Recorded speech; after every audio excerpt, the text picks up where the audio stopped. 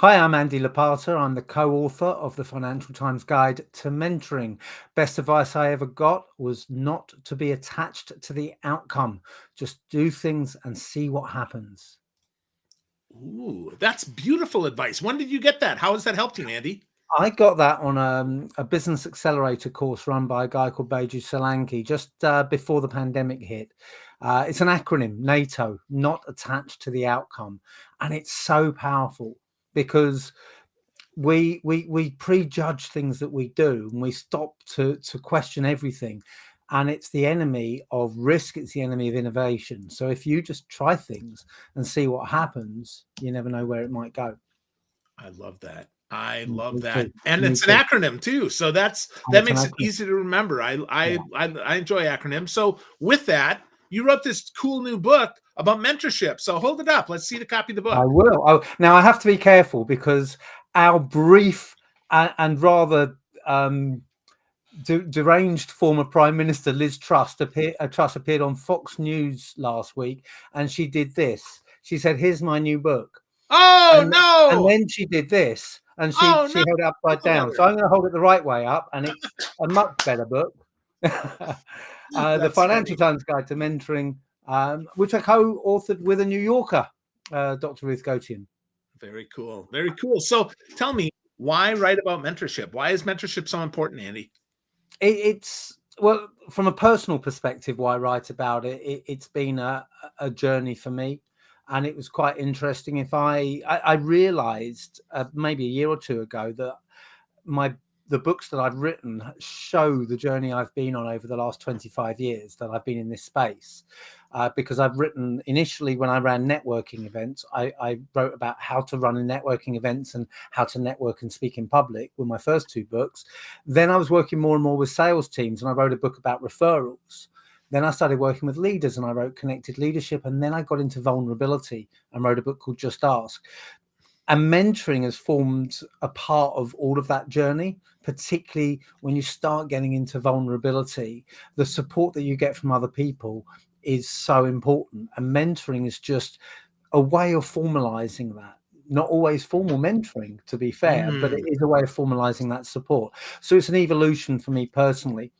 Why is it so important that both Ruth, my co-author, and I have experienced that most organizations and most individuals don't really make the most of the potential that mentoring offers to them. They recognize the impact. There was one study by Olivet Nazarene organization where 73% of respondents said they recognized the value of mentoring, but 37% actually had a mentor. So there's a big gap there. And even where Wow. people have a mentor, they're not making the most of it. They're not turning up to meetings with a clear agenda. They're not being held accountable. They're not focused necessarily, or not as much as they could be.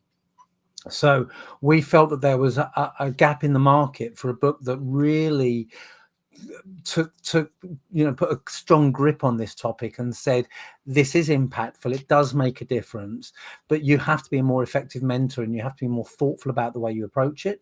You have to be more thoughtful and strategic about the way you ask people to mentor you and you approach that relationship. And organizationally, we have to take more responsibility to advocate more effectively for mentoring and make sure it happens. Wow. Wow. 73% say that there's a need and 37% That's right. actually have one. That's so That's a interesting. huge gap. So, wow, that's a massive gap. So, with that, let's define mentorship for people, because I think it's important to kind of level set before we go deep. Totally. I mean, there's lots of different ways to approach this question. Everyone has their understanding of mentoring. I'm going to approach it by giving a basic definition, if that's okay, Yeah, and please then do. talk about. I think where a lot of confusion lies. One is in terms of the difference between mentoring and coaching, and I think there is a cross-cultural difference there as well. And then about different types of mentoring. I think it's a hard question to answer just in a snapshot. The snapshot is mentoring is benefiting. If you have a mentor, you benefit from the experience, the expertise, the insights, the perspectives of someone who has experience or expertise that you lack. So you're benefiting from where someone else can fill in the gaps that you have. Where that might different uh, be different from coaching on a basic level is that a coach might not have that experience or expertise, but they may have the skill set to guide you through to find the solution for yourself, whereas a mentor has the answers. Now, where there's a gray area there is that a good mentor will coach. They'll know the answer, they'll have experience that will inform the answer, but they'll still help you find the answer for yourself. But they'll know where they want to guide you rather than just trying to go on that journey with you. And then the other key part that means that you can't just have a crisp, clean answer is that traditionally we think of a mentor, what Ruth and I call the traditional hierarchical model. So the junior person sat at the feet of the senior person, learning from all their wisdom and expertise. But I don't think that's the modern world. And we see that as a formal relationship. I go and see my mentor every month. The traditional hierarchical model, the formal mentorship models, they're both relevant in the modern day. They both have their place in a mix, because you have reverse mentoring, where the senior person with all the experience is learning about things they don't understand as well from someone more junior to them. Generational differences, sustainability, the digital world would be good examples of that. You have peer-to-peer mentoring, where both of us, we have similar business models. We're probably at similar stages of our professional lives. We could probably learn from each other rather than one mentor the other. And then sometimes we have those formal relationships, but sometimes it's just picking up the phone to someone in an informal way and having that mentoring team around you that can support you. So probably quite a long, convoluted definition compared to what you wanted, but hopefully you see why I wanted to go down that path.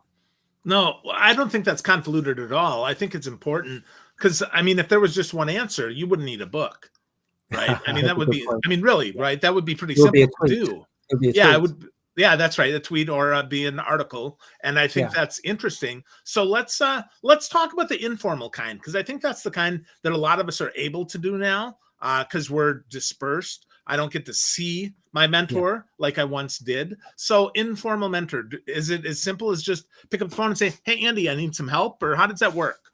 It can be, but I think, I talked about being thoughtful and strategic before. You can be thoughtful and strategic around informal mentorship as much as formal mentorship. So I would say, for example, that I have a mentoring team. So I do have a formal mentor. In fact, if you include my mentor supervisor who supervises the mentoring I do with my clients, I have two formal mentors. But informally, I have a host of them, but I know who they are. And I know what I turn to them for. Now, that doesn't exclude anyone else who I feel actually Phil's got experience of live streaming. So let me ask Phil about live streaming. And that might be a one-off. But actually, I have one informal mentor who, if I'm writing a new speech, Alan Stevens is the person that I go to. And we will have a formal session, but we don't have a formal session every month. I remember when I started speaking internationally, and I was working with interpreters for the first time, I spoke to a speaker in South Africa who speaks all over the world, Graham Codrington. And I said, what do I need to know about this scenario? And I've spoken to Graham about a number of things over the years. So there are probably half a dozen people in my network who would tick that box for me as an informal mentor, where I don't have a formal agreement that they would mentor me, where they would be just as welcome to pick up the phone and ask for my advice. But if I have a particular question on a particular issue, they're the first port of call for me. Okay, that makes a lot of sense, and that's certainly helpful. Still being strategic, though, understanding why, I think that's very, very helpful. So let's talk about remuneration, if you will. Do we pay for mentorship, or is mentorship a free thing, or can it be either one? This is one of those cross-cultural differences that I mentioned slightly earlier. So writing with an American as a Brit was a really interesting experience. We agreed on 95% of the book. There were a couple of areas we didn't, and this was the biggest, because for Ruth, the thought of paying a mentor is just, it goes completely against the grain. And actually, since we've had that conversation, I've spoken to a number of leading American business thinkers, and they all feel the same way. Whereas I'm a member of the Association of Business Mentors in the UK, which is made up of people who get paid to be mentors. It's what we offer as a service. And I have a range of clients, some of whom pay me for my mentorship, they will tend to be people who pay for my professional expertise. I specialize in professional relationships, and they will come to me for help on professional relationships. And just as with a talk, I get paid to deliver a talk to an audience who want to learn that way. With mentorship, I get paid for that one-to-one work. And I mentor a 17-year-old schoolgirl who's campaigning against bullying and for other social issues. And I mentor some people who are on the first stages of speaking professionally, and I mentor those quid pro quo relationships. So I'll always have a couple of quid pro quo mentorships going on where I'm giving back. They don't tend to be on my core expertise of professional relationships. In the States, and I had a conversation with the team at 100 Coaches a couple of weeks ago. This comes back to the difference between mentoring and coaching, because in the States, what I call mentoring might be called coaching, and that's where that gray area comes in. I might be a little bit more strict about where I see the difference between the two. So I might call myself a coach in the US and a mentor in the UK. But the mentorship for me is because I have experience and expertise in the area. Yeah, I think as soon as we get specific, I think we move into more of a paid relationship, right? If I just say, "Hey, Andy, what do you know about relationships?" You might hand me your book, you might have a quick 30-minute call with me. But if I'm looking for, okay, Andy, I'm looking for this outcome and doing this, that's typically a coaching relationship. That's the way it is in the US anyway. At least that's what I find. So, Whereas in the UK, we would probably still say mentoring if you have the expertise or the experience. okay. And coaching is the skill set. Coaching is the skill set of asking questions and Got exploring. you. Okay. Okay. That's interesting. That's very interesting. So I was just looking through my notes here on your book. I'm on my phone, and I was thinking, so how do we make sure if there's such a gap, Andy, between 73% and 37% inside organizations, how do we make that? How do we start bridging that gap? How do we get started with this? Because I think that's a hard part to do. It comes from advocacy and strong advocacy at all levels. And one of the things about writing a book is it cements your thoughts on an issue. And one of the things that really came to the forefront for me when writing this is that advocacy has to come at all levels. So what you'll typically find in many organizations is that one person is tasked with running the mentorship program. It might be someone in HR. It might be someone who is a volunteer on a women's network or another employee resource group. What tends to happen is it tends to be not their core responsibility, not at the heart of their job, and not something that they're really judged on. So it can be downgraded. So that's the first step, is make it core to the delivery. And that should probably be within the HR or learning and development team. Can be within an ERG, that's fine, but it's got to be recognized by the business, which takes me to the second level, and that's the senior level. The senior team, the senior leadership team need to support the mentoring program. They need to support it by being mentors. They need to support it by giving resource to the program and time. They need to support it by advocating for it and talking about their own mentors and their own mentorship experience, not just as mentors, but as mentees. We need to get across the message that there's not a curve where you are mentee, mentee, mentee, mentor, mentor, mentor, but you are both at all times. And the senior leadership team lead that discussion. So talking about what their mentors are doing for them and how they're supporting them. And it needs to be supported at peer level. So your line manager says you're being mentored. That's fantastic. I'll support you all the way. You need to take time away from the team to go to your mentoring session or do some work for your mentor. Go for it. And your peers on your team need to support you in doing that as well. So it's got to be within the DNA of the organization. Part of the appraisal process, having the mentor with the mentee's permission, talking to the line manager so that they understand what the appraisal says and what the development objectives are and can work towards them. So it's a joined up, thought through effort. And if that mentorship is sewn into the DNA of the organization and everything else that happens, and it's expected, and it's accessible, people know where to access it and how to access it, and the matchmaking is thoughtful and really tied to those development objectives, then it's going to work. But that requires effort, and it requires some culture change in a lot of cases. Yeah, as you're talking, I'm thinking that's definitely a culture shift. That Oh, whole, totally. talk to a manager. I don't know. Because I'm going to come to you, Andy, and I'm going to tell you things that make me feel kind of bare and vulnerable. So I don't know how that's going to work. Okay. So there's two different things here. There's having your manager as a mentor, which doesn't work. And very often when you turn to your manager and say, I need a mentor, their response is going to be, I'll mentor you.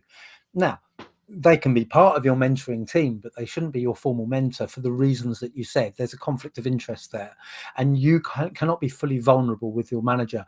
And a mentor should be vulnerable with their mentee as well, and that can't happen either. So I always have suggested that your mentor should be, if they're in the same organization, which they don't have to be, but if they're in the same organization, they should be at least one step to the left or right and one or two steps up, unless it's a reverse mentoring relationship. But the key is that there's no conflict of interest. What I'm talking about is getting your managers buy-in to the fact that you are in a mentoring relationship, support finding that mentor and support working with that mentor. And the other point that I made there, which you may be referring to, is with the mentee's position, the mentor talks to the manager.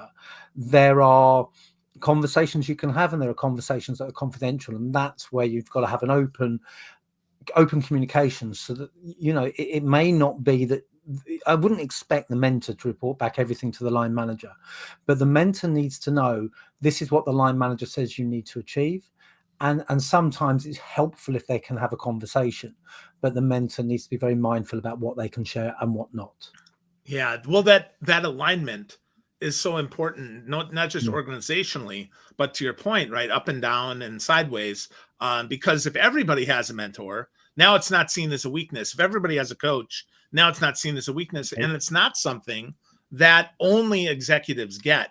I think that's another point that you make. So, at what point do people get mentored, Andy? Is it early on? Is it later on? When does that happen? Well, it's interesting you said it's that only executives get, because actually part of our problem is exactly what you say. When do we get mentored? And there's only one or two sweet spots where people think it's appropriate. And it seems to be people on a talent program get mentored to Yep. get to the next level, and new executives to get to the next level. When actually it should be everyone. It should be right the way up to the CEO. Everyone should be mentored. Ruth and I have just co-authored an article on why CEOs need mentors, because too often the thought is, now I'm here to mentor everyone else, when actually you reach a senior level and suddenly you're isolated at the top. The colleagues that you've laughed and joked with and looked to for support are now looking at you through a different lens, and you can't have the same conversations with, and you need that backup, that support around you, but it'll have to come from outside the organization or outside the division very often.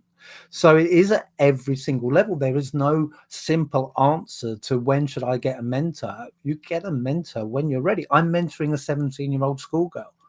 She's alert to the need to have a mentor. There are huge programs for youth mentors, and there are huge programs for executive mentors. Why should there be a big gap in the middle of that? There's no reason why. At every stage in our lives and every stage of our career, we need help getting to the next step, and we need help getting through what we're wading through to get there.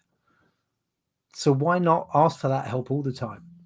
Yeah. Well, wading through what we're at, I think that's often pride. I think I should have to know my job well enough, when in fact Yeah.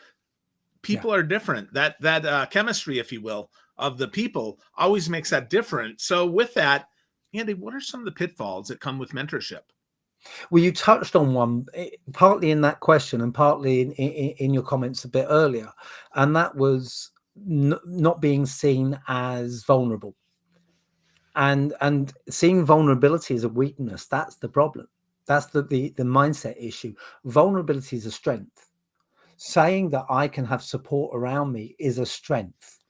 It's a strength because it takes strength to say, I'm not perfect, I don't have all the answers, or I would benefit from someone else's insights. And you get stronger as a result of the insights that you gain. So that's one major pitfall. The next pitfall, and it's very much related to that, is both mentor and mentee try to impress each other. So we don't have vulnerability in the session. We only grow when we expose, where the weaknesses are, so that we can address them. You know, if you cut your arm and you go into the hospital and you've already bandaged it up and you say, well, you don't need to see that, well, your arm's not going to get fixed, is it?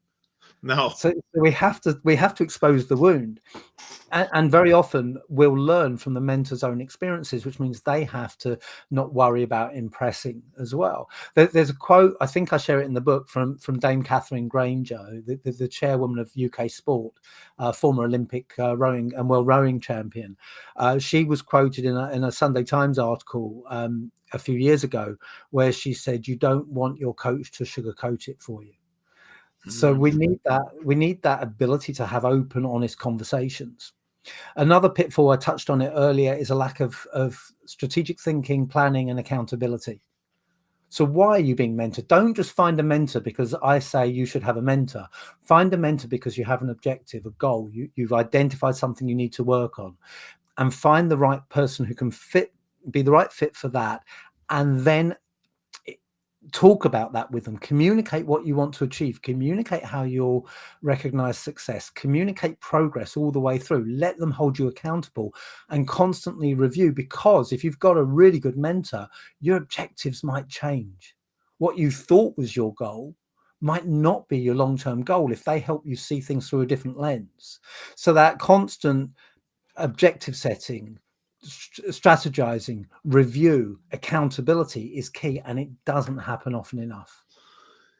Yeah, well, it's not purposeful enough, I think, to your point, right? If it's not ingrained and part of the culture, it doesn't happen. I think that's, kind of oversimplifying, but I think that's it. So let's answer Todd's question here. Todd says, wants to know about the relationship between mentor and recommendations for structured training and upskilling within an organization. Any thoughts on that, Andy? I assume, Todd, you mean the relationship between the mentor and the mentee, which is an interesting piece in itself, an interesting space in itself, because there's this argument about whether you turn to someone you know as a mentor or someone you don't, someone you like. Do you need to like? Is more important than knowing them, than liking them. And in fact, if you like each other too much, that might influence the relationship negatively, because you might not open up as much to them because you want to impress your friends. You want them to still think good things about you. You might engage in too much small talk and not get down to the nitty gritty. Now, small talk and a common bond is important. It's important to know the person as well as the objective. Common values are key. Seeing the world through the same lens is important. Common beliefs aren't as important. And a key part of the relationship, and this goes to the mentor's vulnerability, is it should be the okay for the mentee to say, I hear you, I've weighed up what you've suggested, but I'm going a different route, and for the mentor to be okay with that. It's about respecting but not bowing to your mentor. So there's all these different things to weigh up, but I think that overall I would advocate for someone you respect, who you will listen to, and who you can get down to business with, but who you feel comfortable with, comfortable opening up with, comfortable in conversation with.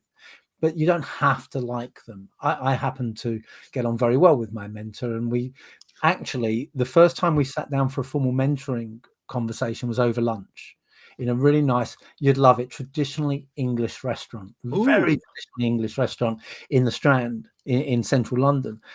And I had to say to him, the next time, I don't mind having lunch, but the mentoring session has to be in your office. We can have lunch before or after, but it wasn't conducive to a business conversation, to a focused transactional conversation. So have lunch and then go back to the office, or go to the office, have the mentoring session, and then go for lunch. So I think that was a really good example of getting that balance right.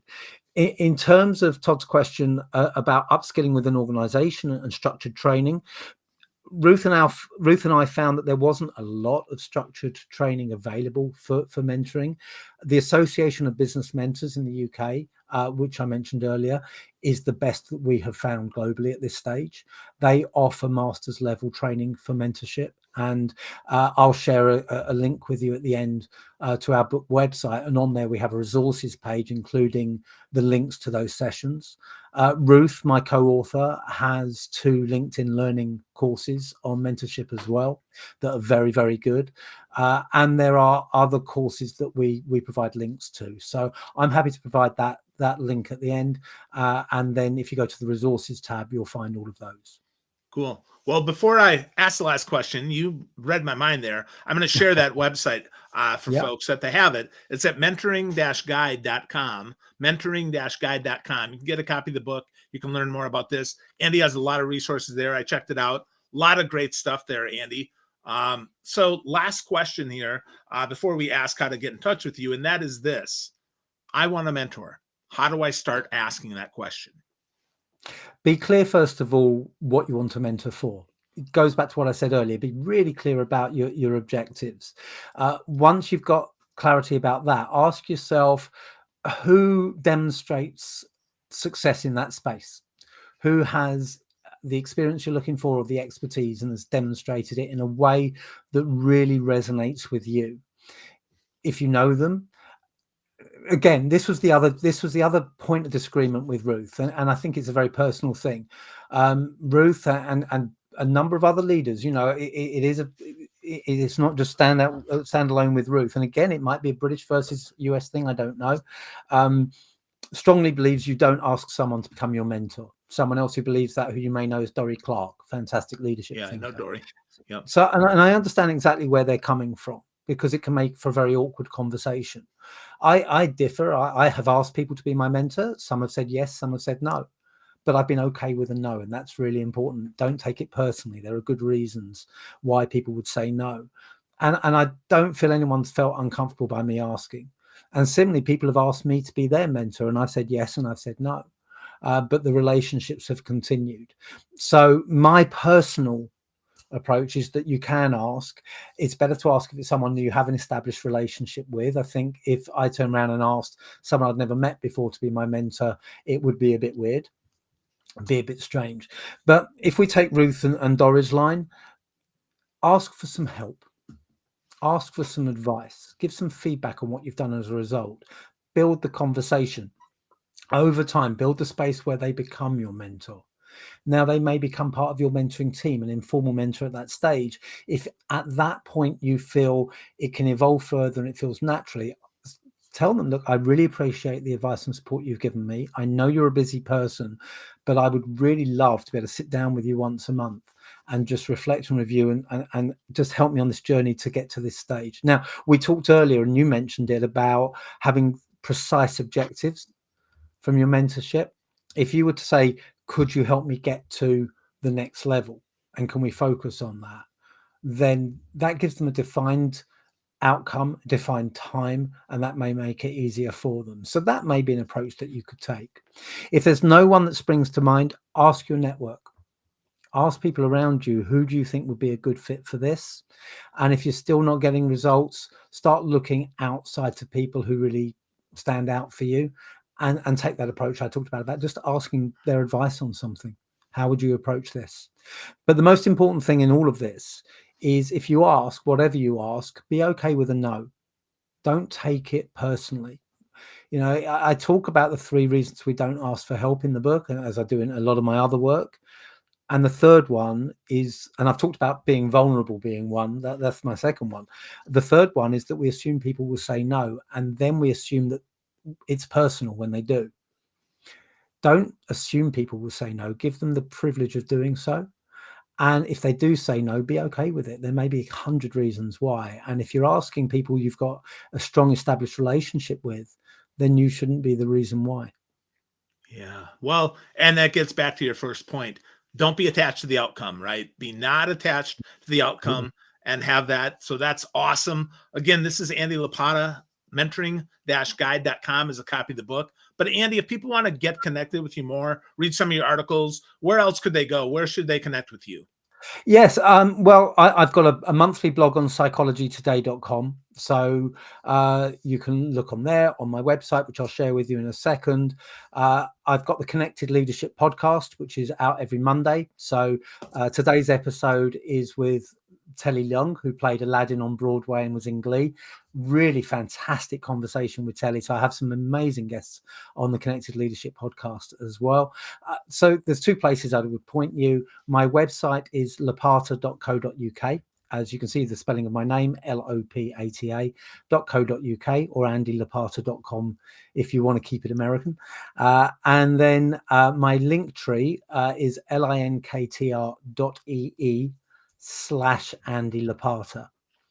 linktr.ee/Andy Lopata. And if you go there, you've got links to my books, to my podcast, to my Psychology Today blog, and more. There's also on mentoringguide.com, you've got a mentoring assessment. So you can check the impact of your mentoring relationships as they are at the moment. And if you go to the link tree, there's a couple of other assessments there as well that you can take. Wow. Brilliant, Andy. Great stuff. The book is fantastic. I have a PDF copy. I got it early. Love the book. And I'm really grateful for the time you spent today, Andy. I'm not attached to the outcome, but I just want you to know this was a great show, man. It was even better than I expected. So thank you, my friend. Thank you, Phil. I've really enjoyed it. We've been social media friends for so long, but it's ages since we spoke. So it's been great indeed to connect this way as well. Absolutely. Thank you, Andy. I appreciate you.